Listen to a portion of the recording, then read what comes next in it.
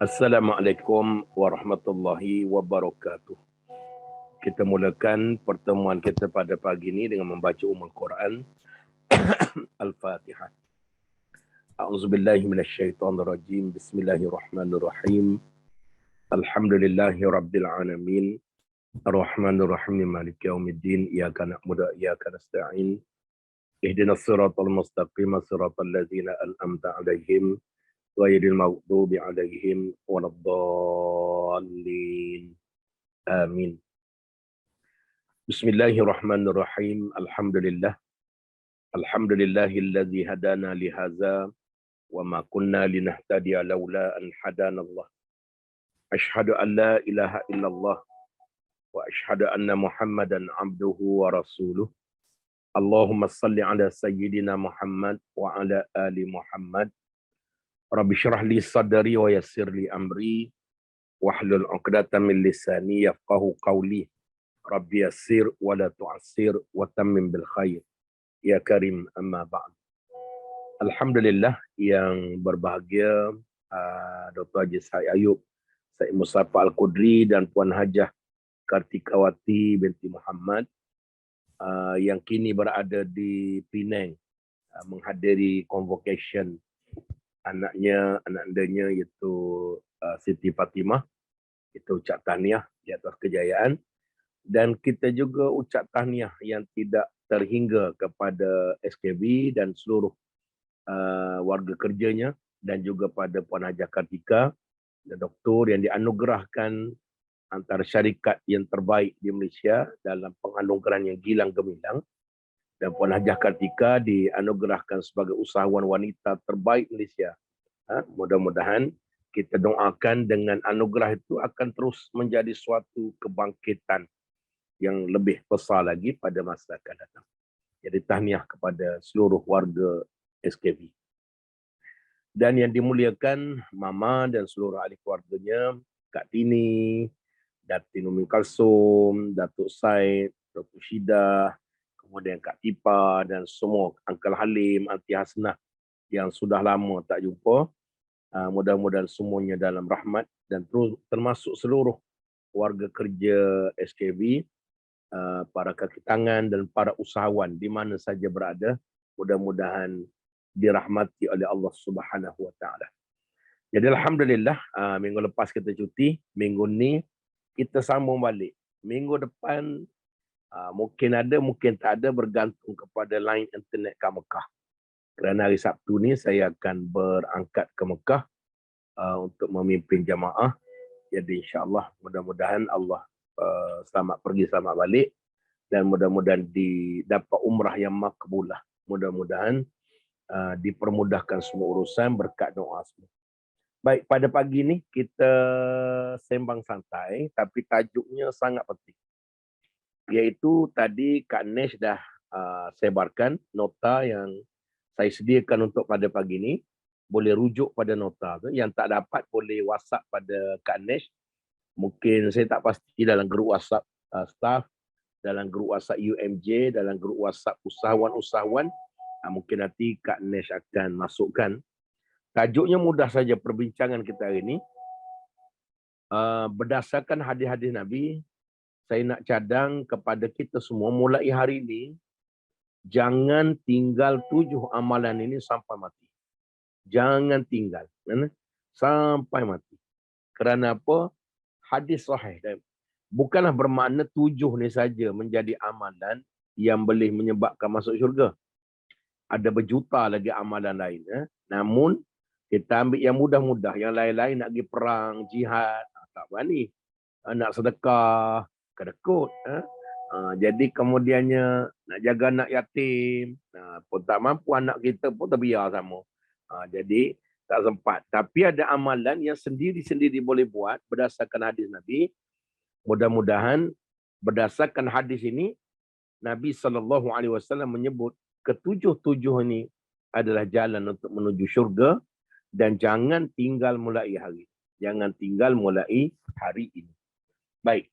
Yang pertama sekali, amalan ini, sebelum saya sebut itu, kita sering membaca surah Al-Asr. Wal asri innal insana lafi khusr illal ladzina amanu wa amilus solihat wa tawasaw bil haqq wa tawasaw bis sabr. Demi masa sesungguhnya manusia ni berada di dalam kerugian. Allah sebut semua manusia ni duduk rugi belaka. Khusrin ini rugi. Ada orang nama dia Muhammad Khusrin. Muhammad rugi manjang kan. Jadi Khusrin Khusrin. Khusrin. Khusrin ini rugi dalam bahasa Arab. Jadi kalau bubuh Muhammad Khusrin, memang Muhammad rugi. Mudah-mudahan meniaga tak rugilah kan. Mudah-mudahan. Baik. Saya jumpa baru ni ada orang letak nama anak ni Nur Zina. Ya Allah kata sebelum letak nama anak ni rujuk ulama-ulama dulu boleh tak letak nama ni. Nama Nur Zina, cahaya zina. Cahaya zina. Ada lagi dahsyat. Dia bunyi bahasa Arab, ia terus. Nama anak dia Muhammad Munafik. Sebab dia tengok filem Samsul Yusof. Kemudian nampak filem Munafik. Bunyi macam Arab.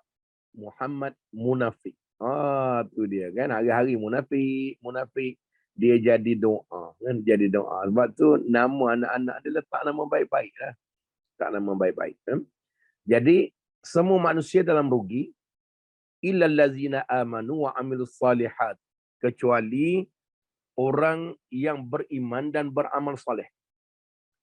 Iman dan amal soleh ni dia panggil adik-beradik kembar. Kalau sekiranya beriman tapi tak beramal soleh, masuk neraka. Beriman, percaya pada Allah, percaya pada Rasul, percaya pada kitab, percaya kepada qada dan qadar, percaya pada hari kiamat, tetapi tak percaya pada hukum Allah. Tak percaya pada hukum Allah. Ataupun percaya pada Allah tapi tak sembahyang. Percaya pada Allah tetapi tidak tutup aurat. Percaya pada Allah tetapi maksiat. Maka dia percaya tapi tidak beramal soleh. Percaya saja tak beramal soleh, tak masuk syurga. Ataupun buat amal banyak tapi tak beriman, lagi tak masuk. Sehari ni sedekah anak yatim, satu hari 1 juta. Bagi fakir miskin 3 juta. Bagi pada mak 2 juta. Tiap-tiap hari 10 juta sedekah. Tapi tak percaya pada Allah. Tak percaya kepada Quran. Tak percaya pada malaikat. Tak percaya pada hari kiamat. Ada orang pertikai di Malaysia ni. Dia pertikai, dia kata seksa kubur tak ada. Seksa kubur tak ada. Pertikai hak Allah. Contohnya nasib baiklah kan. Kalau saya awak tak tolong, mati dah saya. Itu perkataan-perkataan syirik pada Allah. Syirik. Sebab tu kita tak setuju 50 juta peratus. Satu ustazah dalam YouTube. Akak-akak nak jadi ustazah cepat, masuk YouTube. Masuk YouTube sebab YouTube ni dia cepat. Apa benda pun. Yang buruk pun mudah. Ustazah yang saya pernah sebutkan dulu, dia sebenarnya background dia tak pernah ngaji agama pun. Tak pernah ngaji agama, jadi masuk YouTube jadi ustazah. Kan? Jadi kalau Farid nak jadi ustaz, masuk YouTube mudah kan? Kan? InsyaAllah. Kemudiannya Kak Natasha nak jadi ustazah, Ustazah Natasha kan? Jadi masuk TikTok kan? Dia masuk TikTok kono-kono pengamal perubatan sunnah. Tapi dia bedalnya semua perkara yang halal pun jadi haram. Makan ubat tahan sakit masuk neraka. Tak ke gila namanya. Ini dia panggil kenyataan orang gila.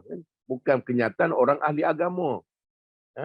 Kemudian kalau Farid, isteri bersalin, dia hantar ke doktor lelaki, dayus. Dayus. Kemudiannya orang kencing manis. Semua kerana punca makan benda haram. La ilaha illallah. Dalam doktor sebut, kencing manis punca gula, karbohidrat tinggi. Makan benda haram. Habis tu yang tok guru, tok alim, sahabat Nabi kena kencing manis, semua makan benda haram. Kemudiannya apa lagi? Macam-macam kenyataan-kenyataan pelik. Kenyataan-kenyataan pelik. Rupa-rupanya bila disemak, Dia ni diharamkan oleh kerajaan Brunei untuk masuk sana. Dia buat perubatan sunnah dengan suami dia. Kemudiannya dia pergi ke sana, ada seorang sakit, dia sebut makan ubat doktor bagi ni haram, makan ini haram, makan ini haram, makan ini haram.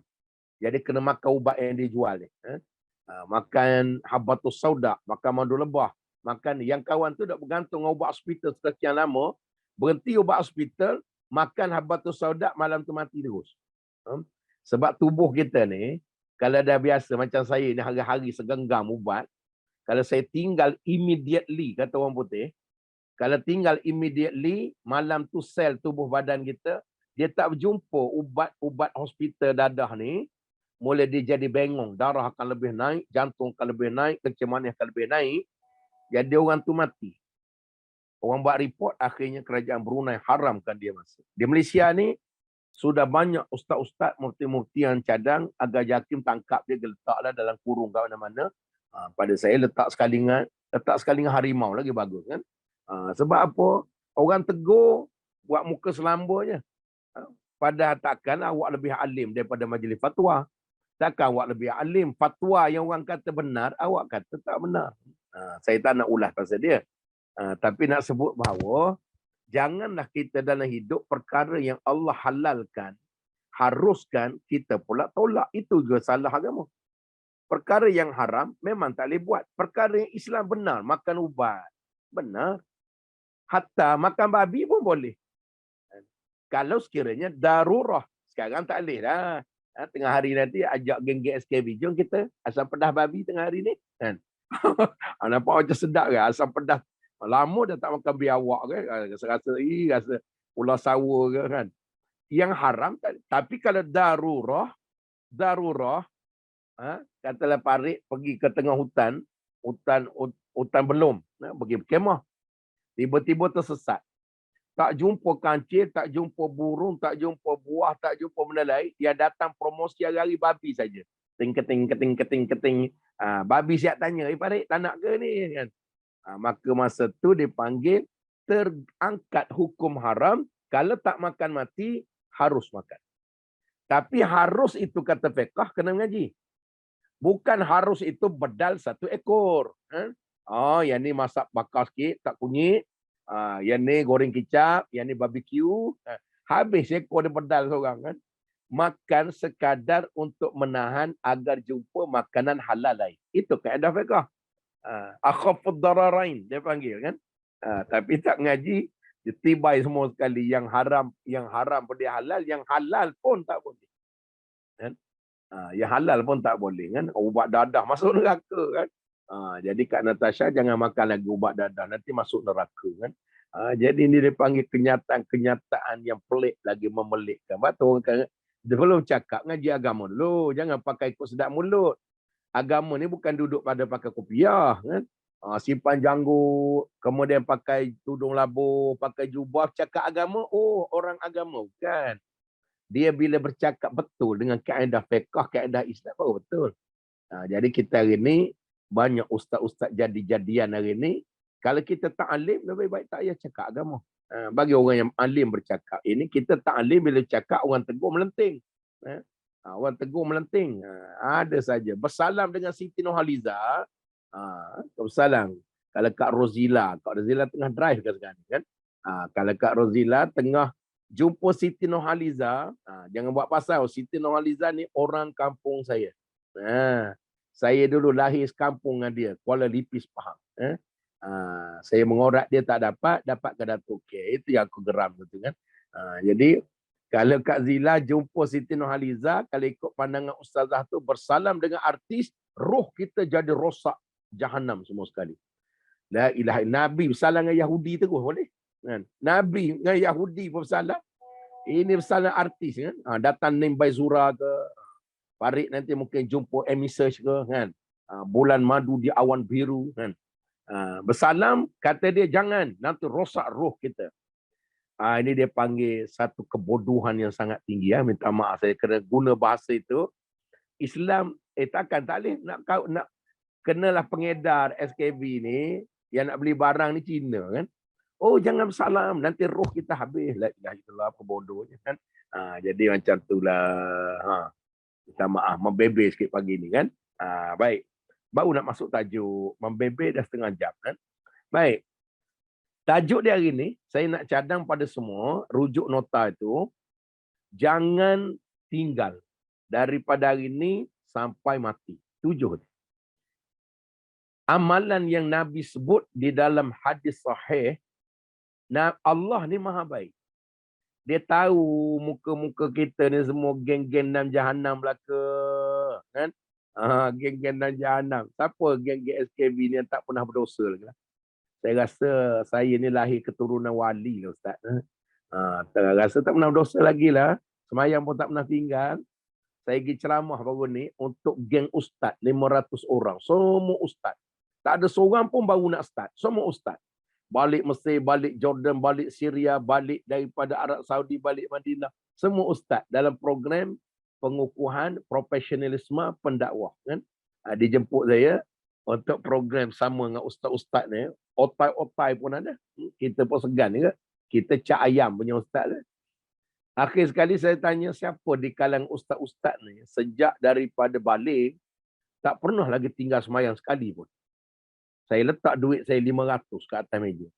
Siapa sejak balik tak pernah tinggal semayang, tak pernah terlewat, ambil 500. Dalam hati duk berdoa 500 ni lepas dah Syekh Zubir tu 3 table lepas dah kan. Jadi akhir sekali 500 tu seorang pun tak bangun. Makna geng ustaz pun tinggal semayang. Yang baru nak ustaz jangan tinggal tak buat terus. Jadi yang geng-geng kita baru nak ustaz ni kulli ibni adam khata'un wa khairal khata'in at-tawwabun. Semua anak Adam ini kata Nabi berdosa semua kecuali Nabi yang maksum. Kulli ibni adam khata'un, semua anak Adam ini berdosa. Dan sebaik-baik orang yang berdosa at-tawwabun, bertaubat kepada Allah. Kan? Maknanya Allah ni maha baik. Dia tahu kita ni hamba yang berdosa. Akak-akak dulu, yang depan saya ni zaman-zaman muda, zaman main netball dulu. Ada main netball pakai jubah tak? Tak ada. Main netball jadi goal defense. Saya tu sangat suka tengok masa zaman sekolah. Jarang tengok orang main bola, tengok orang main netball. Kan? Tertonggik. Goal attack, GA. Kan? Goal defense, GD. Kan? Mana ada orang main netball pakai batik 3 serangkai. Kan? Semua pakai skirtnya. Tertongging. Tapi Alhamdulillah, Allah ni maha baik. Akhir dia bagi pada kita dulu tak sedar agama. Dia bagi kita faham agama. Kita tinggalkan perkara maksiat. Kan? Sebab itu kata Nabi, orang yang Allah nak pilih. Allah nak pilih, man yuridillahu bihi khaira yufaqihu fid din. Kalau nak tengok tanda kita ni dikasihi oleh Allah, salah satu tandanya, dulu kita jahat, kita maksiat, kalau Allah nak pilih seseorang itu jadi orang baik, salah satu tandanya, yufaqihu fid din. Allah bagi dia faham agama, dia suka majlis ilmu, dia ajak orang pada majlis ilmu, kerana kata Nabi, dalam bab harta, orang kafir yang tak semayang pun lagi banyak pada kita. Sebab Allah maha pemurah. Tapi di dalam bab ilmu agama, Allah hanya beri pada orang yang dia kasih saja. Sebab tu kalau kita ni Allah bagi suka ilmu agama, itu dipanggil yufaqihu fiddin. Ke arah nak jadi alim di dalam agama, akhirnya kita tinggalkan perkara itu. Sebab tu kata Allah, Nabi sebut Allah ni maha baik. Dia tahu kita jahat. Tapi ada amalan-amalan pendek dan ringkas. Jangan tinggal, asbab itu mendapat syurga Allah. Baik. Yang pertama sekali. Amalan yang pertama yang saya nak cadang, jangan tinggal. Iaitu membaca doa lepas wuduk. Kalau saya tanya orang ni seorang-seorang, siapa hafal boleh keluar link. Petang, kan? Tak hafal, jangan keluar. Rasa aku ramai yang terkencing dengan. Berapa kali wuduk? 5 kali saja. Kadang nak baca Quran, wuduk lagi. Kemudiannya, nak tidur malam, wuduk lagi. Kan? Wuduk lagi. Tapi tak hafal doa wuduk. Tak hafal doa wuduk. Hadis sahih daripada Nabi sallallahu alaihi wasallam an Umar radhiyallahu anhu qala Rasulullah sallallahu alaihi wasallam man tawaddaa fa ahsana alwudu thumma qala ashhadu an la ilaha illallah wahdahu la syarika lah wa anna muhammadan abduhu wa rasuluh Allahumma ja'alni minat tawwabin waj'alni minal mutatahhirin futihat lahu abwabul jannati thamaniyah yadkhulu min ayyiha syaa. Daripada Sayyidina Umar radhiyallahu anhu kata Nabi sallallahu alaihi wasallam, sesiapa yang berwuduk lalu menyempurnakan wuduk tersebut, dia panggil fa ahsanal wuduk. Wuduk ni kena mengaji. Wuduk ni kena mengaji. Nampak tak mengaji, tapi saya tengok kat masjid timbun-timbun pakcik-pakcik tu salah wuduk. Basuh muka tak kena anak telinga. Dia nak tahu batas muka ni, ambil marker pen satu sebelum maya zuhur kan, garis daripada atas kepala ni, mana permulaan naik rambut, itulah permulaan wuduk. Ambil marker pen satu, warna merah ke hitam ke, conteng sini, bawa ke anak telinga, bawa bawah dagu, bawa ke anak telinga ni, naik balik, sambung kat sini. Kan? Itu dia panggil batas. Basuh muka tak kena anak telinga, tidak sah wuduk.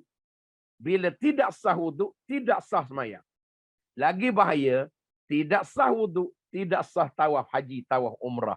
Habis duit beratus ribu pergi haji, wuduk tidak sah, balik pulang dapat buah tamar saja, pahala tak dapat, lagi bahaya. Sebab apa? Kita buat ibadah tak mengaji. Basuh tengah tangan, tapi tak melepasi siku.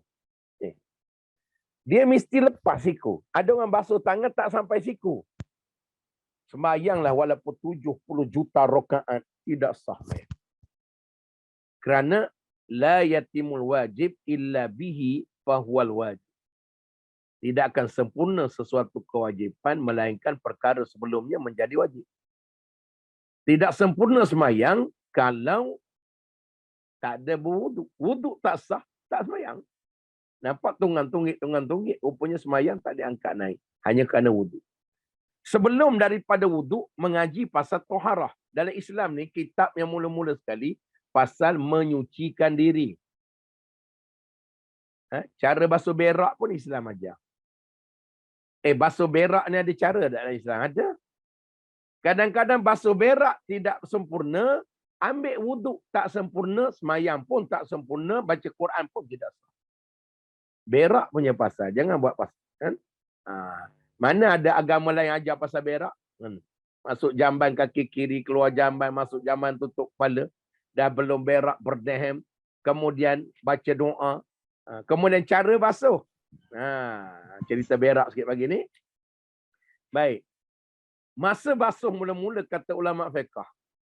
Maka basuh mula-mula tu dia rasa licin. Sebab tangan kita bercampur dengan najis. Sisa-sisa. Sampai bila dalam kitab fiqh disebut sah wuduk? Apabila sampai basuhan itu, duk gosok itu, sampai hilang licin, rasa kesat. Kalau baru 2, 3, 4 kali, itu jawapannya dia ambil wuduk tidak sah. Toharah tidak sah. Itu tak kisah lagi lah. Basuh kencing. Basuh kencing. Hari Sabtu ni saya nak bertolak ke Mekah. Jemaah-jemaah saya mula tanya, Ustaz, kalau nak berak dalam kapal terbang macam mana? Sampai berak pun aku nak kena ajar, susah lah. Tak nak masuk jamban, teran sajalah. Keluar tu dah lah basuh. Nak basuh macam mana, Ustaz? Airnya cawan besar tu saja. Pahit tak ada ke, Ustaz? Kena mengaji pasal taharah.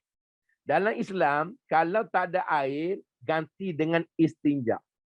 Ambil kayu. Bawa tungkat lah basuh berak. Naik kapal terbang, bawa tungkat. Ataupun ada batu. Nabi dulu zaman dulu, duduk padang pasir tak ada air, guna batu. Ambil 3 batu. Habis tu dalam toilet kapal terbang, basuhlah menggunakan tisu. Habis jadi Cina lah pula Ustaz. Cina tak Cina pun, itulah cara bersuci. Ambil selai pertama, air tak ada. Lapkan pada bahagian dubur, punggung. Sampai kering. Satu, buang. Tak payah tengok. Dia lap-lap tengok pula tak payah kan. Saja cari pasal nak tengok pendatang tu buat apa kan. Kemudian, lepas tu yang kedua. Yang ketiga, pakai seluar balik. Kemudian kalau boleh ambil wuduk. Kemudian ada wuduk spray, semayanglah. Habis tadi Ustaz berak tak basuh. La ilaha illallah. Dalam Islam sudah confirm suci. Melayu punya ajaran saja. Tara basuh, tara cuci. Tara kena air, tara cuci. Kan? Ni sebab tak mengaji. Mengaji, cuma berasa macam ada taik kat punggung lagi. La ilaha illallah. Awak dah lap tadi selesai. Dan salah itu kat istijak. Tisu boleh, kertas boleh, surat khabar boleh. Kan? Ada batu, ada kayu. Kan? Dan kapal terbang mana tak ada batu-batu apa kan. Jadi, terkaedah tu sebab tak mengaji. Sebenarnya sudah bersih. Kenapa akak tak semayang? Ada taik kat punggung lah Ustaz. La ilaha illallah. Tadi kan dah lap lah. Rasa macam ada geli-geli lagi. Itu mentaliti Melayu. Dalam sudut fiqah, itu sudah dipanggil tidak bernajis lagi. Cuma sebab tak biasa. Daripada kecil, basuh berak pakai air. Bagus juga kelas kita ni buat buka balik kelas kitab fiqah kan bagus. Daripada taharah sampailah kepada jihad dalam Islam ni. 50 tahun ngaji pun tak habis. Kan? Sebab apa saya tengok ramai yang belum faham perkara ini. Kan? Minta maaf saya nak tegur. Satu lagi mandi junub. Mandi junub, katalah berjunub. Boleh jadi kerana lepas bagi wanita habis haid. Bagi suami isteri mungkin tidur malam. Tapi mandi junub ini, saja aku mandi junub hadas besar kerana Allah Ta'ala, sunnah-sunnah dia ambil. Wuduk dulu, bersihkan apa semua. Bila mandi ini, kena ingat, kerana dia menjadi kesempurnaan pada sembahyang. Kalau mandi, ada satu, kalau mandi berdiri, majoriti tidak sah mandi junub. Sudah dah. Pagi tadi baru mandi junub. Kalau mandi junub berdiri, tidak sah. Kerana punggung kita ni, ni punggung kita, punggung akak gini lah, gini kan? Gini lah. Punggung ni, bila kita mandi, air tidak akan kena celah punggung, melainkan duduk. Bila duduk, bertinggung, mencangkung, baru punggung tu terbuka. Baru air boleh sampai celah. Kalau berdiri, air tak sampai. Sudah dah. Semayang tak sah. Ambil wuduk sampai 3 kolah. Tidak sah. Sebab tadi toharah tidak sah. Jadi sebab tu, dia bukan pakai air banyak. Nabi dulu satu timba boleh mandi 2 orang dengan Aisyah. Kita bil air, tiap-tiap hari mandi junub, bil air. Dah Tuhan dah ilah. Bulan ni saja 600. Ustaz bil air kan. Tapi mandi tak sah kan. 3 kolah seorang dengan isteri kan. Rupa tak sah sebab tak duduk. Bila tak duduk, punggung kita, bahagian celah punggung, dia hanya boleh sampai air. Yang pertama, bila duduk, baru punggung terbuka. Bila punggung terbuka, baru sampai air. Kalau yang ni tak sampai air, kita ambil wuduk nak semayang, wuduk tidak sah, sembayang tidak sah. Sudahlah kan. Itu baru pasal ambil air semayang dengan pasal mandi junub. Kaedah yang kedua nak bagi sampai air, pakai getah paip. Pakai getah paip. Menungging sikit, kemudian sembur kat bahagian-bahagian yang tersorok. Kan? Dia panggil teknik semburan beracun. Kan? Jadi, maknanya itu boleh sampai, bolehlah. Kan? Kalau tidak, duduklah. Itulah tata cara Nabi. Baru ambil wuduk. Basuh kaki wuduk. Tak sah bila tidak melepasi buku lali. Buku lali ni dia panggil mata kaki. Dia bukan sekadar mengaji tata cara ambil wuduk, tetapi mengaji mana dia bahagian anggota wuduk yang wajib kena air. Iaitu buku lali, tumit, jari, celah jari, itu dia panggil kaki yang wajib kena air. Maka ramai orang basuh kaki hanya bawah buku lali, tidak sah wuduk. Kena pelebihkan, sunat pelebihkan. Pada buku lali, angkat lebih buku lali. Tak payah sampai ke lutut. Tak payah sampai lutut. Sampai buku lali saja, atas sikit. Dan jari kaki ni, katalah jari kaki, dalam mazhab Syafi'i dia ringan. Kalau kita jirus air, kemudian kita buat anak kaki kita kembang gini, air dah kompor masuk celah jari, itu sudah sah wuduk. Walaupun tidak menggosok kaki dan menyelati jari dengan pada bahagian jari kaki. Tapi dalam mazhab Maliki, mazhab Hambali, wajib. Kalau tak gosok dan tak menyelati kaki dengan jari, tidak sah wuduk. Jadi, mazhab lain dia agak detail pasal tu. Tapi Syafi'i agak ringan. Itu mana wuduk. Jadi nampak macam tu, tapi dia kena mengaji lagi lah. Sebab takut semayang nampak bukan main khusyuknya. Tapi wuduk tak sah. Awal lagi angkat takbir dah tak ada apa-apa pahala. Sebab syarat diterima ibadah semayang wuduk. Baik. Itu saya sengaja selit pasal fiqh. Cuma nak sebut apa kata Nabi. Hadis sahih daripada Ibnu Umar, daripada Umar Al-Khattab, apabila seseorang itu menyempurnakan wuduk. Nanti kena mengaji pula. Kalau saya sakit, tak boleh kena air, doktor tak bagi. Maka saya banyak kali pergi hospital apa. Saya duduk ward ICU dulu. Tak punya lama duduk ward. Saya tengok 90% orang dalam hospital tak sembahyang. Mati COVID tenganga mulut saja. Mati COVID tenganga mulut tak sembahyang. Tak sembahyang adalah musuh Islam. Tak sembahyang adalah musuh Nabi. Tak sembahyang adalah musuh kepada Allah Subhanahu Wa Taala. Kalau ada menantu tak sembahyang, kita bawa masuk musuh di dalam rumah. Cakap kat dia, awak musuh pada Allah. Orang tak sembahyang ni sebesar-besar dosa. Sebesar-besar dosa. Maka sebab itu kita sebut bahawa bila dah ambil, kalau nak sembahyang, kalau tak ada air dan tak boleh kena air, ada kaedah dalam Islam namanya tayamum. Pakai debu, letak atas kertas yang bersih, sapu debu, saja aku bertayamum kerana Allah Ta'ala. Cuma kena mengaji syarat nak tayamum ganti air, dia mesti bertayamum apabila azan waktu semayang telah confirm masuk, baru boleh. Kena mengaji. Dah azan, baru tayamum. Satu tayamum hanya boleh untuk satu solat fardu dan beberapa solat sunat yang berkaitan dengan fardu tersebut sahaja. Nak semayang asar pula, masuk waktu tayamum lain. Tapi dia tak mengaji tayamum ni. Tayamum lah benda paling senang. Saya aku tayamum, ambil tapak tangan, lekatkan pada debu, kemudian sapukan pada muka. Sekali je kok sapu pada muka, ratakan macam tu air debu bersih. Kemudian yang kedua, ambil tangan kiri, tepukkan pada debu, renjih macam ni, ambil bahagian atas jari, tolak naik sampai ke siku, atas siku. Tolak, bawa pula ke bawah. Pegang macam ni sampai ke jari, sekali je kok. Kemudian ambil pula tapak tangan kanan, tepukkan pada debu, kemudian gosokkan atas, kemudian bawa bawah. Boleh semayang.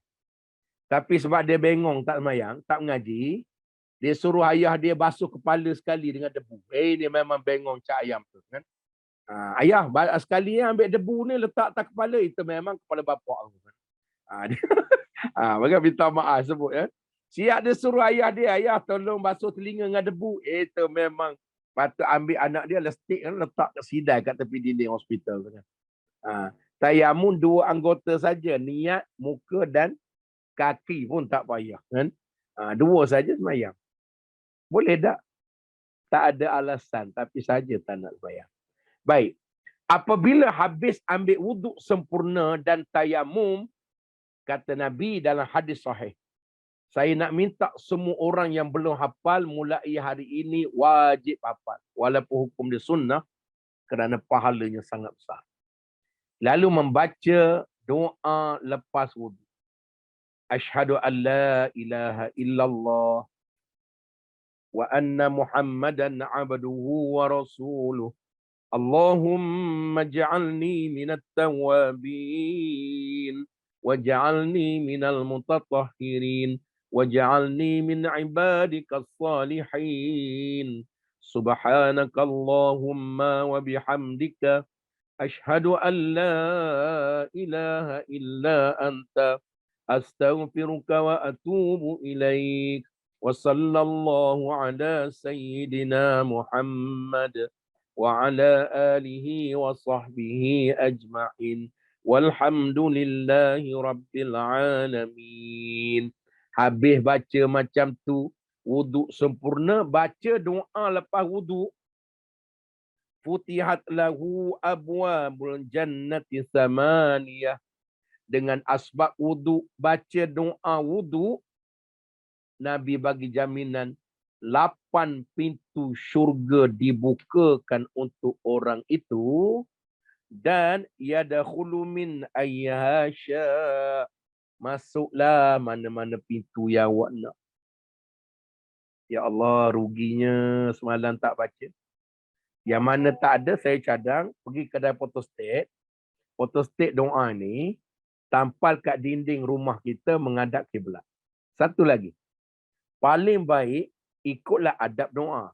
Habis ambil wuduk, jangan tengah telanjang baca doanya, tendang terajang ke malaikat. Kau tahu, kurang ajar punya, kata malaikat.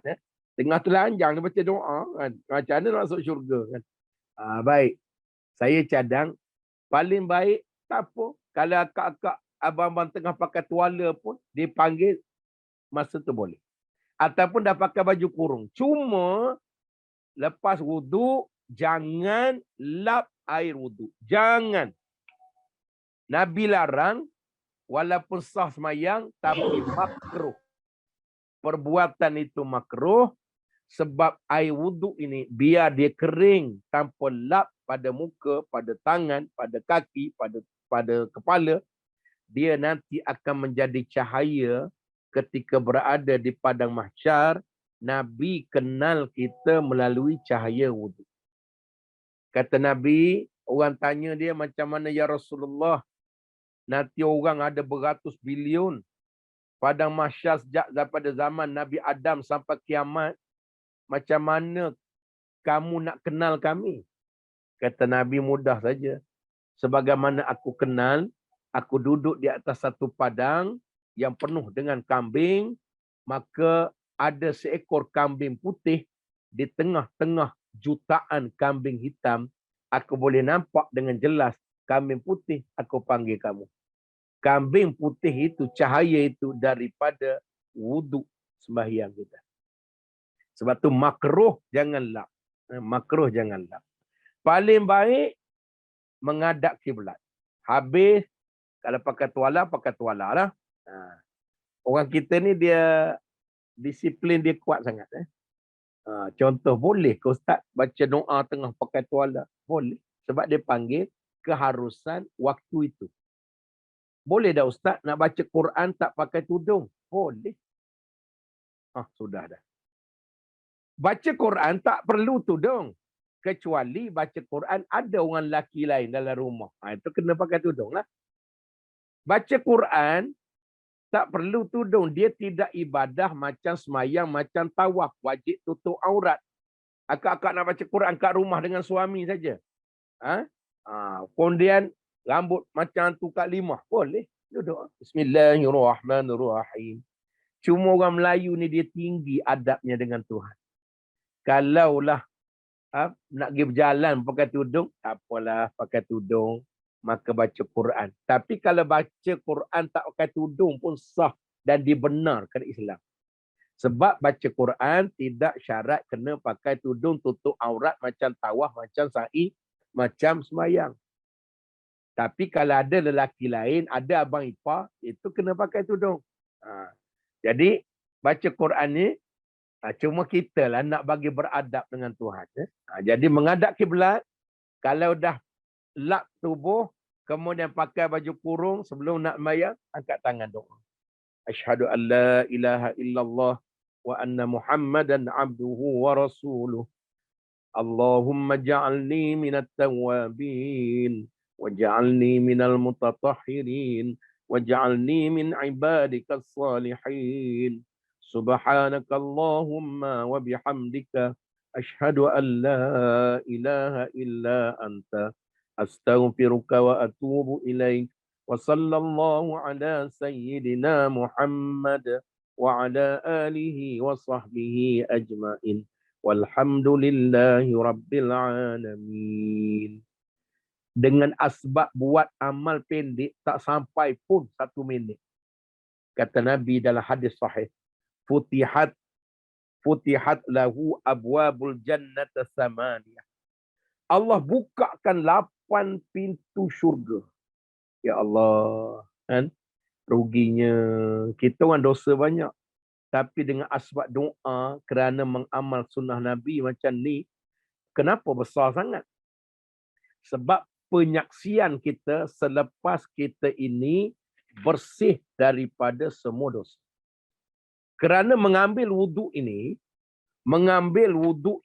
mengampunkan dosa-dosa, sehingga kan kata Nabi sallallahu alaihi wasallam, apa kata Nabi? Man tawadda'a fa ahsanal wudu' kharajat khatayahu min jasadihi hatta takhruja min tahti azfari. Apa kata Nabi hadis sahih? Sesiapa yang berwuduk lalu menyempurnakan wuduk tersebut, keluarlah diampunkan dosa-dosanya daripada tubuhnya sehingga keluar daripada bawah kuku-kukunya. Ya Allah, kan? Basuh muka.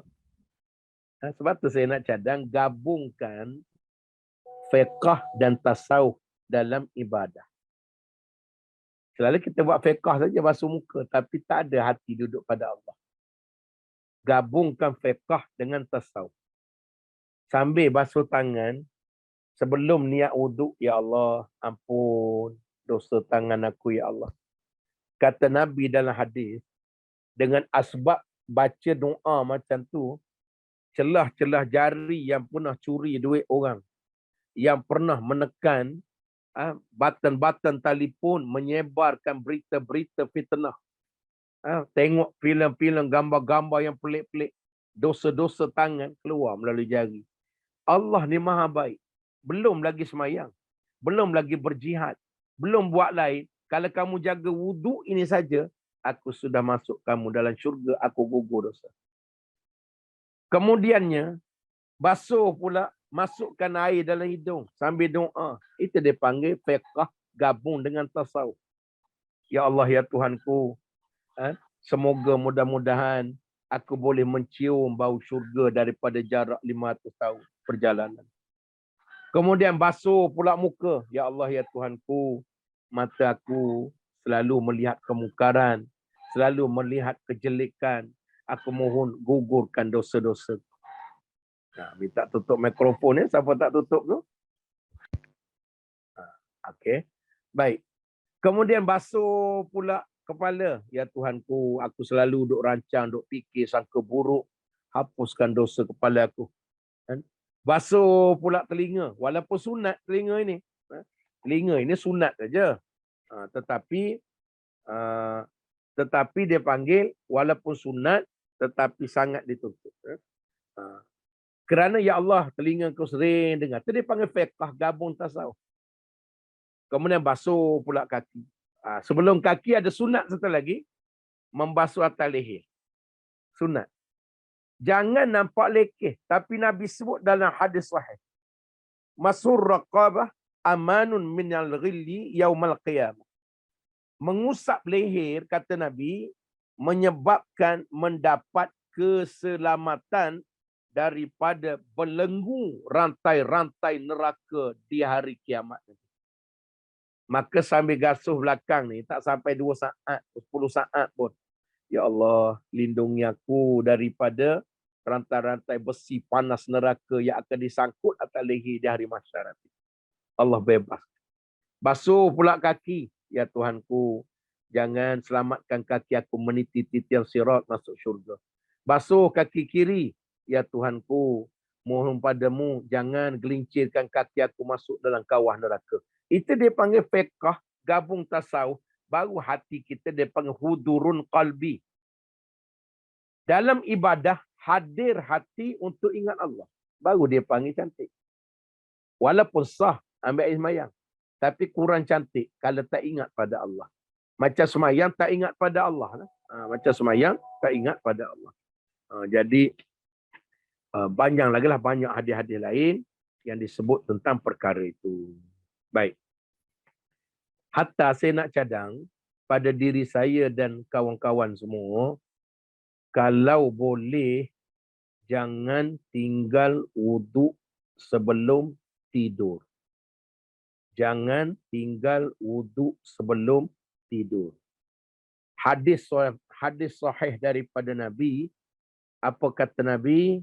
An Ibn Abbas radhiyallahu anhu anna Rasulullah sallallahu alaihi wasallam qala tahiru hazihi al-ajsada tahharakumullahu fa innahu laysa min 'abdin yabitu tahiran illa bata ma'ahu fi syi'arihi malakun la yanqalibu sa'atan minal lail illa qala Allahumma ghafir li'abadika fa innahu bata tahira.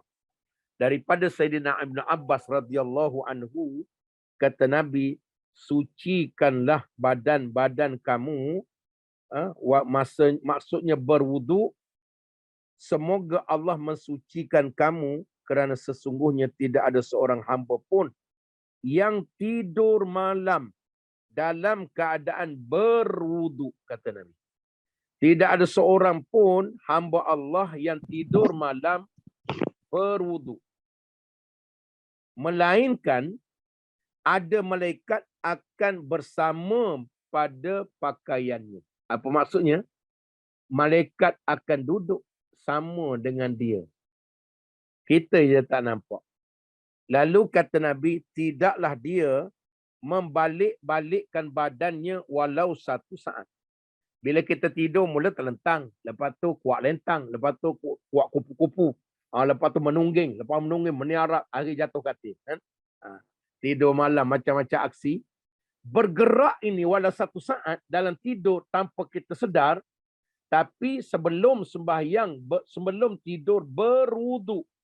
Ini hadis ni untuk malam.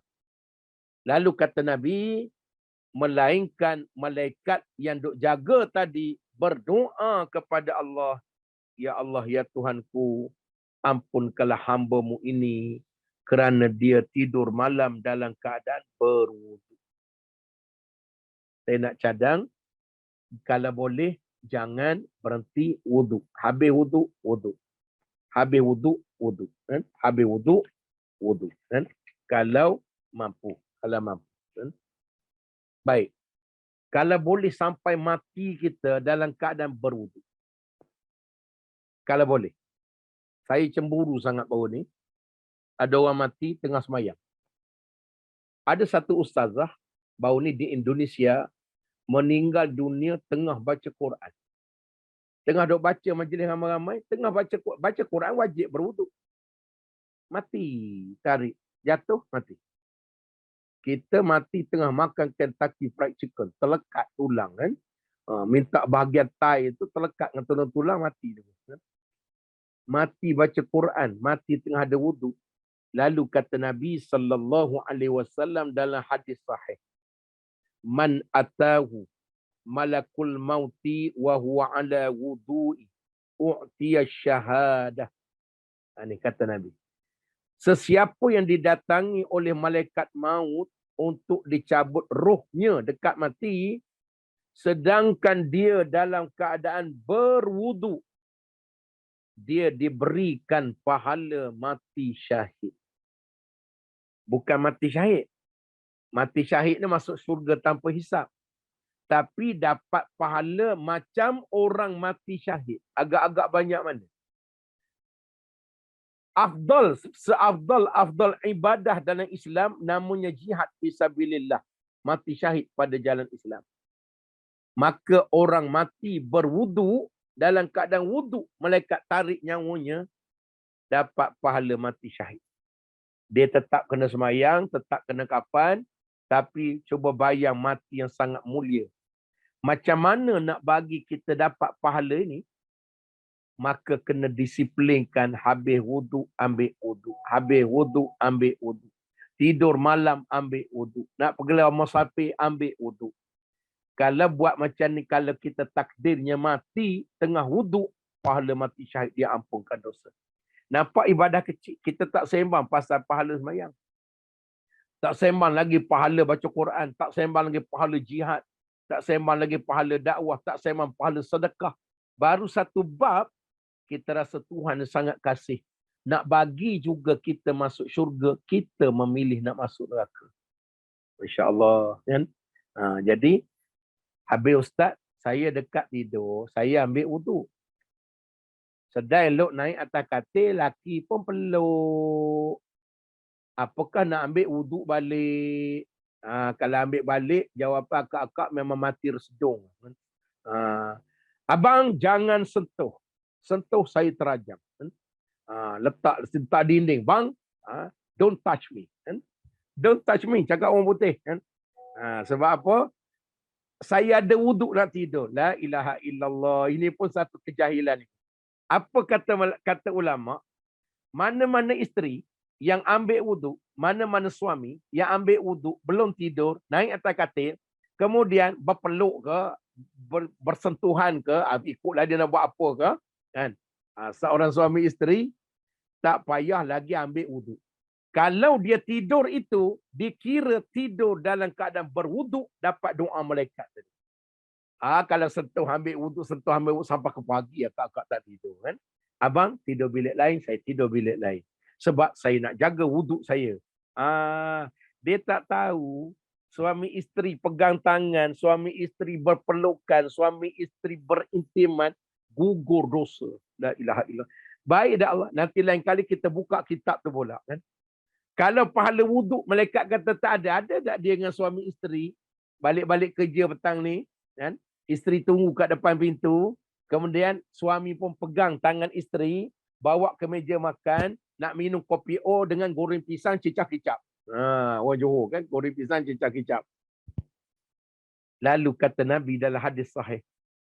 Mana-mana suami isteri berpegang tangan macam ni. Lepas saja tangan, bersalaman atau genggam tangan, maka Allah gugurkan dosa-dosa keduanya melalui jari-jari yang habis doa. Belum semayang.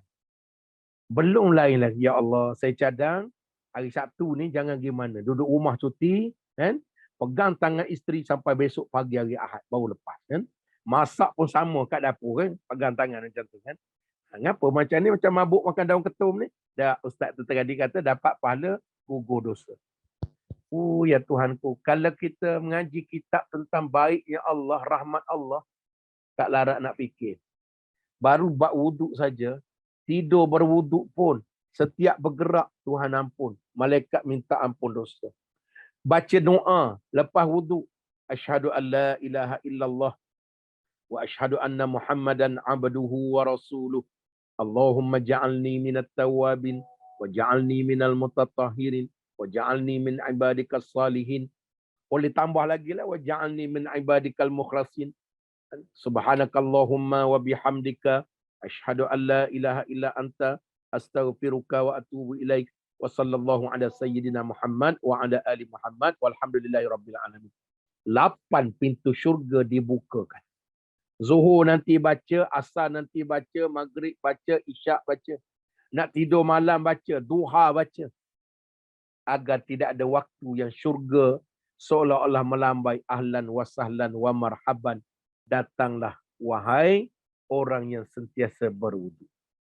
Jadi saya nak cadang pada diri saya dan saya nak cadang kepada semua sahabat-sahabat Miftahul Jannah dan sahabat-sahabat SKB agar semuanya jangan tinggal perkara itu. Kan? Jangan tinggal. Yang kedua, bab wuduk lagi. Masih lagi bab wuduk.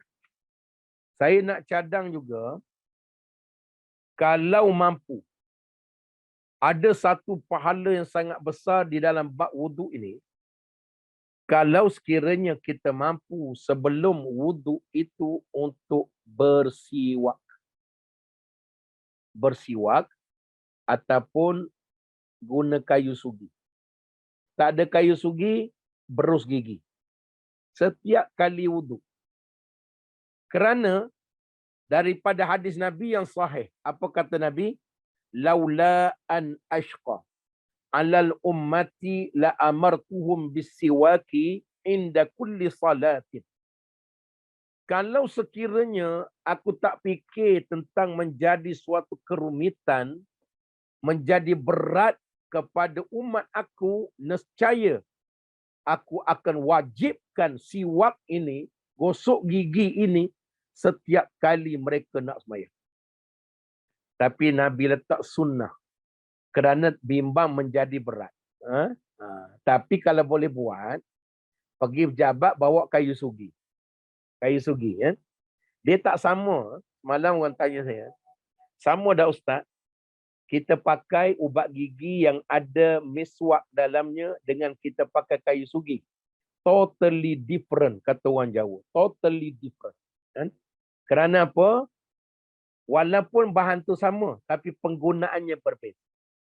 Walaupun dapat pahala, mudah-mudahan niat nak guna siwak. Tapi siwak yang asal, pakai kayu macam orang Arab duk pakai tu, Nabi setiap kali semayang. Nak semayang, habis wuduk, Nabi akan gosok. Sebelum wuduk, Nabi gosok. Hatta dekat Rasulullah nak wafat pun, Nabi minta pada Aisyah agar tolong gigitkan kayu sugi. Aisyah gigit-gigitkan dengan giginya, kemudian jadikan dia macam sesuatu yang boleh gosok. Nabi ambil gosok sebelum daripada wafat.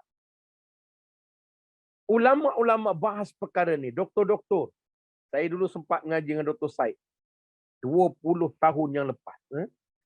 Saya berkawan dengan Dr. Said ni rapat 20 tahun lepas. Kami outstation sama-sama ke habis satu Malaysia. Tidur satu bilik tapi tidak satu bantal. Tidur sebilik Dr. Said bertahun-tahun. Bertahun-tahun. Kawan dunia akhirat. Daripada 20 tahun yang lalu. Pergi ke Sabah, pergi ke Sarawak, pergi ke Johor. 2 orang saja naik kereta. Masalah Dr. Said ni satu, dia seorang pembawa kereta paling laju dalam dunia. Michael Schumacher pun kalah. Dia tinggi sikit pada Michael Schumacher. Saya pergi ke Johor dengan dia, lepas tu aku tobat tak nak naik kereta dengan dia lagi. Hari itu tidak ada kereta yang dia tak potong daripada Kuala Lumpur sampai ke Johor Bahru 1 jam 20 minit sampai Johor Bahru. Saya kata inna lillahi wa inna ilaihi raji'un, cukuplah kali pertama dan kali terakhir. Kita duk tekan brek lebih pada dia. Tapi dia orang cekap bawa kereta. Kena tahan polis berapa kali. Dia buat tunjuk kad doktor, selesai kan. Saya pun merugi tak ada doktor. Tiap-tiap minggu kena saman polis kan. Orang jadi doktor untung. Tunjuk kad doktor, selesai. Bawa lah 280 km sejam pun. Saya tak tahu. Sejak dia beli Ferrari ni, agaknya 500 km sejam dia bawa Malaysia ni. Johor Bahru 15 minit. Baik. Jadi, Dr. Said pernah ajar saya tentang siwak ini. Anti-caries. Apa lagi? Anti-karang. Antibakteria paling baik. Nabi sebut kalau tidak kerana wajib. Sebab tu orang pakai sugi ni, satu lagi kata ulama, kesannya sangat luar biasa kepada penjanaan otak yang cergas. Sebab tu orang hafal Quran, budak-budak hafal Quran di Mekah, di Arab Saudi, kayu sugi ni menjadi kewajipan. Cuma saya nak tegur, kebanyakan orang kat masjid sekarang ni pakai kayu sugi, menunjukkan jijiknya Islam. Pakai elok-elok lah. Ini kan dia depan kita tu. Tengah nak cakap dengan kita, dia letak kayu sugi kat muncul dia. Lepas tu dengan air liur menjejeh, Kentucky Fried Chicken pelekat kat situ, sambal belacan, sambal hijau, semua ada kat kayu sugi. Kita tengok pun geli. Itu bukan cara Nabi. Mengajilah. Mengaji. Agar tak nampak amalan Islam tu jijik. Ini nampak macam pendakwah, tapi pakai busuk, kita lalu sebelah dia. Nabi bukan macam tu. kena ada keterampilan diri agar orang suka kepada penampilan Islam. Jadi maknanya kalau guna tu dia antibakteria, gigi kita payah rosak. Anti-caries, dia payah timbul karang. Kemudian menguatkan gusi, menyihatkan gusi, Tuhan bagi kandungan dalam tu. Namun kata Nabi, lebih hebat lagi, apa kata Nabi? Salatun bisiwaki afdalu min sab'ina salatan bila siwak. Sembahyang satu solat dengan bersiwak, bersugi, lebih afdal daripada 70 sembahyang tanpa bersugi. Orang yang bersugi sebelum sembahyang lebih afdal 70 kali ganda daripada sembahyang yang tidak bersugi. Habis ulama bincang, apakah bersugi lebih besar daripada pahala sembahyang jamaah? Jawapannya tidak. Pahala sembahyang jamaah itu besar. 27 kali ganda lebih daripada orang sembahyang seorang. Namun, di dalam kitab Maraqi al-Ubudiyah disebut, orang yang bersiwak sebelum daripada sembahyang, 27 darjat itu, satu darjat menyamai 70 sembahyang. Ambil kalkulator, orang pergi sembahyang jemaah, dia bersugi 27 kali dengan 70, itulah nilai gandaan pahala melebihi orang yang sembahyang tak bersugi. Macam mana kita nak buat kad pejabat? Kalau ada gosok gigi, kalau tak sugi, gosok gigi pun boleh. Tapi paling senang, beli kayu sugi. Baik lelaki perempuan, kecil letak dalam laci. Kan? Amalkan. Saya selalu, kalau dia pergi Mekah, amal. Tak berhenti 2 minggu. Balik Malaysia, tengok orang semua pakat tak buat, kadang tak buat. Ya? Jadi, ruginya kita pada perkara-perkara itu. Baik. Hari ni kita sempat satu saja. Lagi 6, sambung ke episod akan datang. Kan? Gerak khas pun ada beratus episod. Jalan nak masuk syurga, ada lagi 6 episod, 6 amalan. Saya sebut ringkas, doa wudu, lepas wudu. Yang kedua, baca ayat kursi tiap kali lepas sembahyang. Malas, sibuk, orang bom, orang serang, berlaku gempa bumi, lepas sembahyang jangan tinggal ayat kursi. Kerana kalau tak sempat nak istighfar, tak sempat nak subhanallah, ayat kursi jangan tinggal sampai mati. Kerana kata Nabi, orang yang baca ayat kursi selepas daripada sembahyang, tidak ada apa-apa lagi yang menghalang antaranya dengan syurga, melainkan mati. Maknanya, kalau mati awak garanti masuk syurga lah. Itu yang kedua. Kita hurai kemudian. Yang ketiga, saya nak minta hafal, semua orang mesti hafal penghulu istighfar. Tidak ada istighfar lain yang lebih tinggi daripada sayyidul istighfar. Allahumma anta rabbi, la ilaha illa anta, khalaqatani, wa ana abaduka, wa ana ala ahdika, wa wa'dika mastata'tu, a'udzubika min syarri ma sana'tu. Abu'u laka bi ni'matika alayya wa abu'u bi dzambi faghfir li fa innahu la yaghfiru dzunuba illa anta. Kalau baca siang, mati siang, garanti syurga dengan izin Allah. Kalau baca malam, mati malam, garanti dibawa ke syurga, diampunkan dosa. Cuma nanti saya nak ajak dalam kelas kita macam mana nak bagi kita baca sambil menghayati. Nak faham word by word agar dia baru tersentuh hati. Yang keempat, baca zikir la haula wala quwata illa billah. La haula wala quwata illa billah, kerana kata Nabi, dia merupakan simpanan perbendaharaan pahala di syurga. Ada masalah, baca ini. Tak ada duit, baca ini. Bergaduh rumah tangga, baca ini. Bergaduh dengan mak mentua, baca ini. La haula wala quwata illa billah il-aliyil azim. La haula wala quwata illa billah aliyyil azim. La hawla wa la quwwata illa billahil aliyyil azim. La hawla wa la quwwata illa billahil aliyyil azim. La hawla wa la quwwata illa billahil aliyyil azim. La hawla wa la quwwata illa billahil aliyyil azim. Kata Imam Ibn Qayyim Al-Jauzi, membacanya Allah tolak 99 bala pada diri kita. Dan membacanya dia merupakan harta-harta Qarun yang ada dalam syurga. Artinya banyak membaca kalimah ini Allah akan mudahkan masuk syurga. Kan? Saya nak cadang 100 kali sehari. 100 kali sehari tak sampai pun 6 minit. Kalau tak percaya cuba baca sekejap lagi. 6 minit. Baik. Yang kelima, ringkas saja sebut. Baca kalimah la ilaha illallah. Akhir sebelum mati. Man kana akhiru kalamihi la ilaha illallah dakhala al-jannah. Barang siapa yang perkataan paling akhirnya sebelum mati la ilaha illallah, confirm masuk syurga, mati husnul khatimah. Jadi macam mana cara akan datang? Macam mana nak bagi mati itu dalam keadaan la ilaha illallah? Dia kena sebut banyak-banyak. Kalau jarang sebut, dia payah. Saya ingat arwah tok saya rasa satu hari ni tak kurang 10,000 kali. Dia mati umur 106 tahun.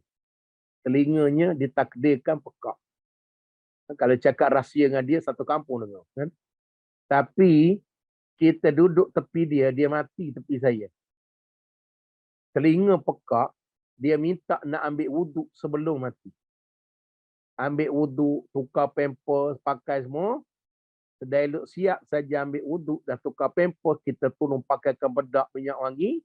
Kita tak tahu dia nak mati. Dia pun mengucap la ilaha illallah Muhammadur Rasulullah. Mati habis macam tu. Ya Allah, kata macam mana saya nak mati tu. Tapi tiap-tiap hari dia duduk atas tangga dengan telinga tak dengar tu, daripada muda sampai tua. Saya rasa mau 40-50 ribu kali sehari kan. La ilaha illallah, la ilaha illallah. Kita la ilaha illallah ni bila ada orang mati baru baca. Bila ada orang tahlil baru dah baca kan. Maka programkan 100 kali sehari, jangan tinggal tiap-tiap hari agar dia jadi kebiasaan untuk kita mati. Yang keenam, saya sebut ringkas, berdoa mohon surga. Allahumma inni as'alukal jannah. Allahumma inni as'alukal jannah. Allahumma inni as'alukal jannah. Wahai Tuhan, aku mohon syurgamu. Bila doa macam tu dalam hadis, kata Nabi, syurga akan minta doa terus pada Allah. Ya Allah, kau bawalah masuk si pembaca tadi masuk dalam aku.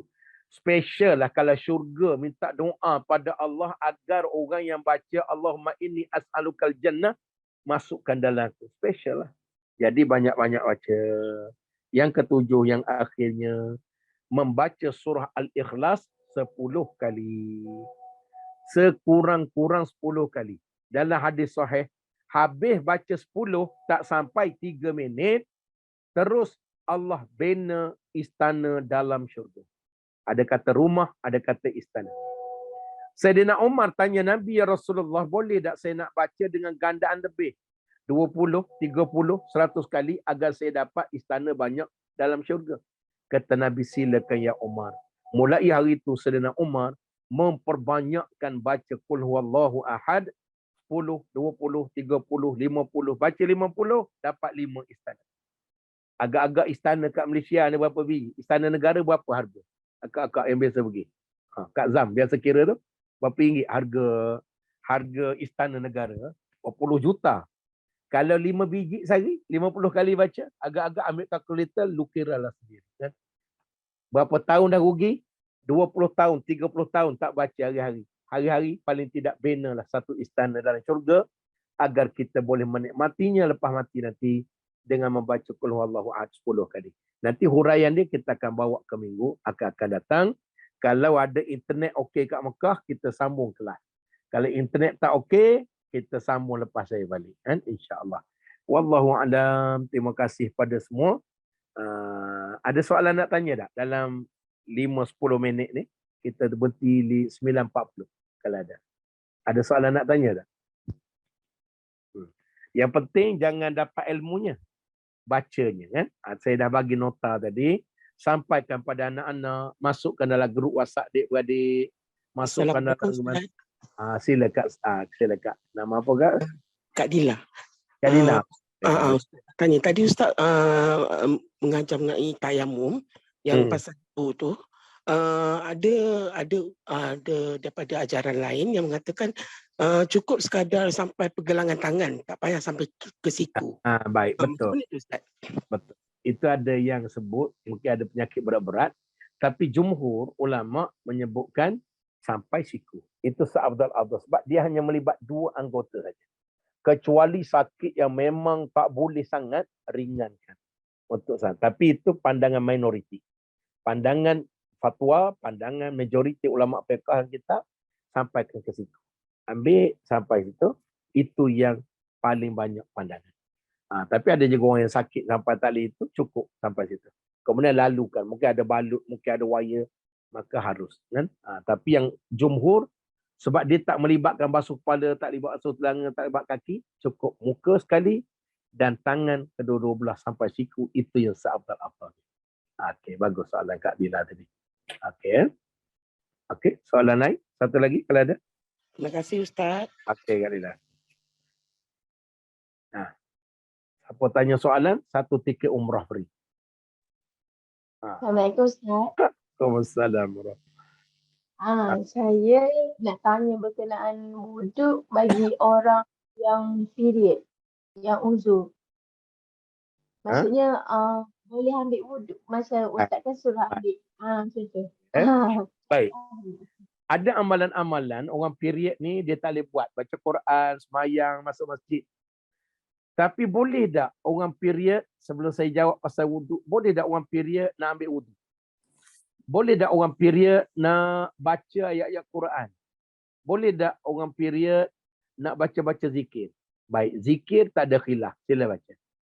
Orang period boleh baca ayat Quran asalkan tidak bermushaf tapi dengan niat zikir oleh kerana sudah biasa membaca. Nak tidur malam baca ayat kursi. Hadis Nabi kata tak payah baca ayat Quran sebab dia suci. Tapi oleh kerana kita biasa nak baca Quran, nak tidur baca, maka walaupun period harus baca. Baik. Boleh tak orang wanita ini nak ambil wuduk? Sedangkan dia tengah uzur. Bukan nak semayang, bukan nak baca Quran. Jawapannya harus ambil. Harus sebab dia dah biasa dah. Memang nak tidur, ambil wuduk. Apakah ambil wuduk tu sebab nak semayang? Tak. Ambil wuduk sebab dah jadi kebiasaan dia.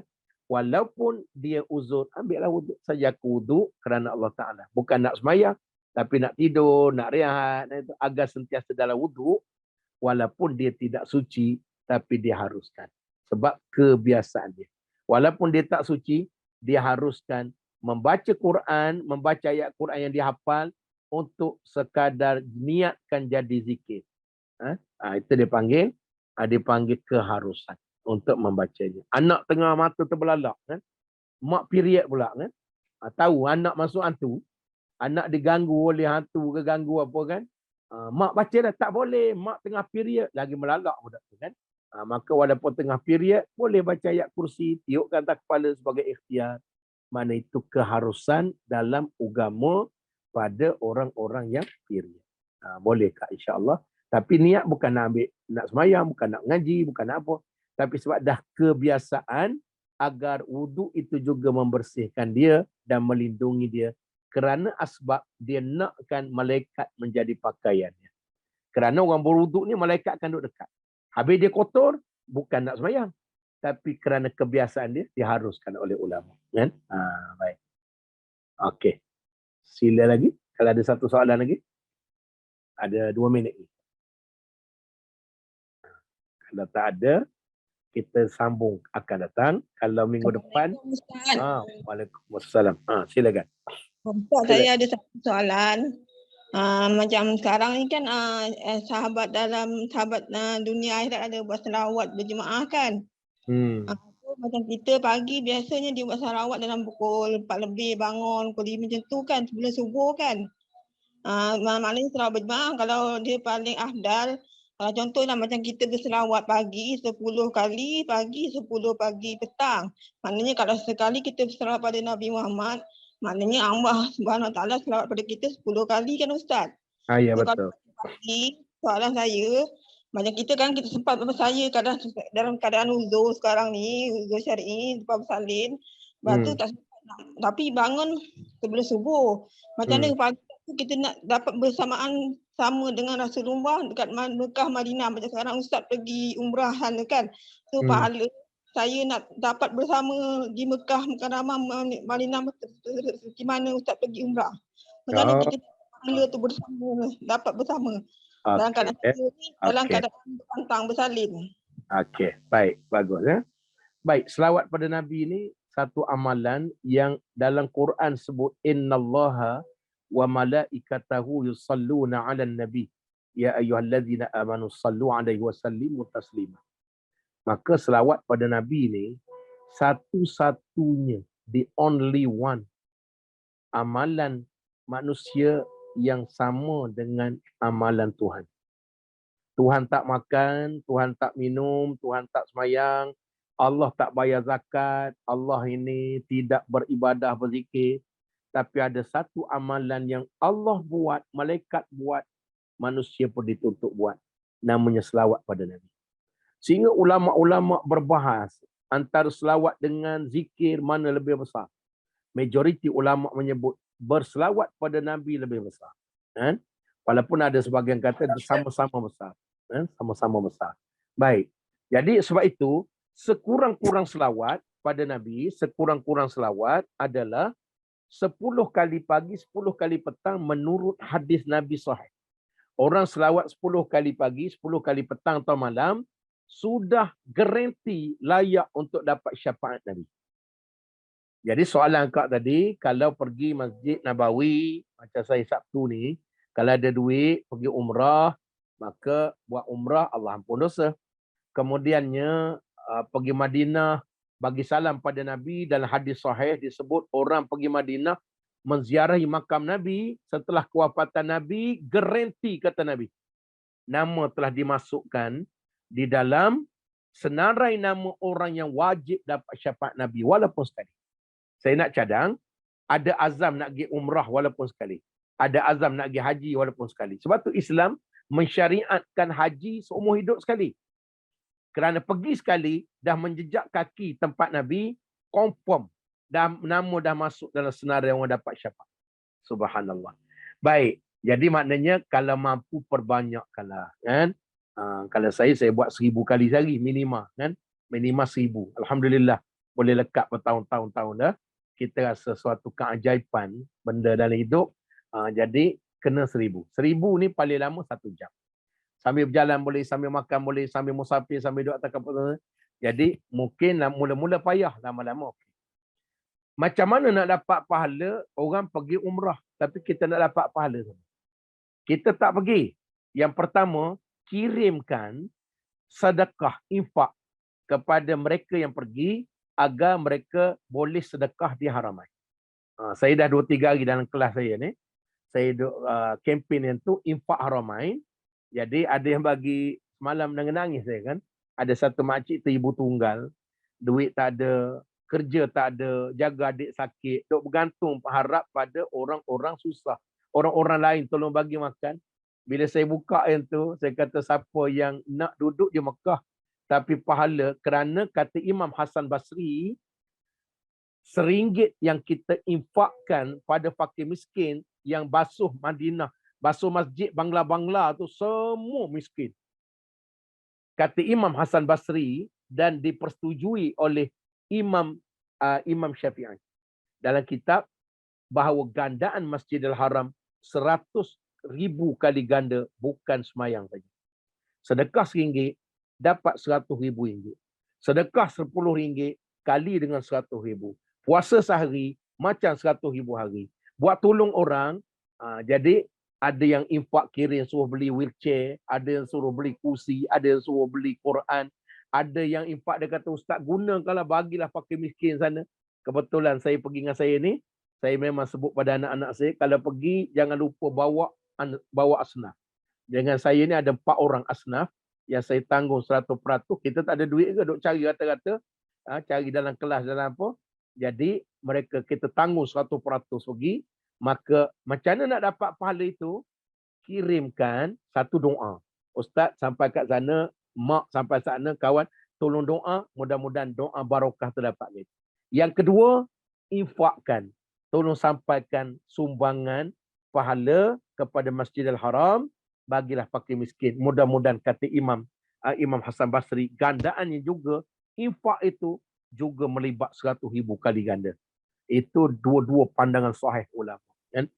Jadi bumi barakah itu kaedah agar kita boleh dapat lama. Yang ketiga, kalau tak uzur, macam mana hari-hari nak dapat pahala haji umrah sempurna? 3 kali Nabi sebut. Dalam hadis, sempurna, sempurna, sempurna. 3 kali. Sembahyang sunat isyraq. Sembahyang sunat isyraq tiap-tiap pagi, lepas waktu syuruk, 27 minit lepas syuruk, masuknya isyraq, kira-kira 25 minit waktu isyraq sebelum duha, itulah waktu yang dipanggil waktu isyraq. Sembahyang 2 rakaat ringkas, dapat pahala sempurna haji dan umrah 3 kali Nabi sebut dalam hadis sahih. Sempurna, sempurna, sempurna. Ada khilaf ulama kata hadis ini merujuk kepada sembahyang sunat duha juga dapat haji sempurna. Jadi mudah-mudahan itulah amalan-amalan yang baik yang boleh kita lakukan. Wallahu a'lam.